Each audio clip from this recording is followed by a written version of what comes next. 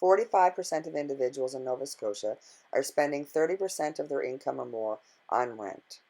We have one of the highest hydro rates in the country. We have one of the highest food bank usages in the country. We have the highest child poverty rate in the country. That's roughly 30,000 children every day go hungry in Nova Scotia. We have one of the lowest minimum wages in the country. It would take, at minimum wage, a 78-hour work week to be able to afford an average two-bedroom apartment in Nova Scotia. The unit you're looking at right now is a unit in Dartmouth. It belongs to Tawaak Housing Association. It's public housing for Aboriginal individuals that are living off the reserve.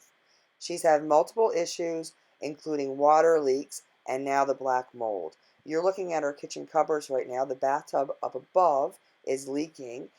She actually puts buckets to try to catch the water. Everything inside is falling apart. You can see the water damage up on the ceiling that's coming through.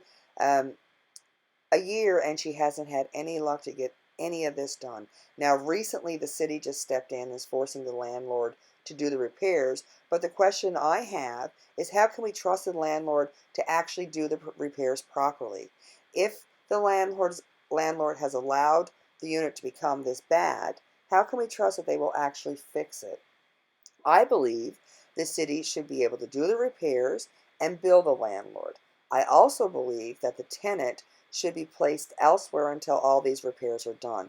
Right now you're looking at the ceiling that's just been repaired. It's the daughter ceiling, but you can see already that there's bubbles forming already. I don't believe the roof leak has been addressed properly.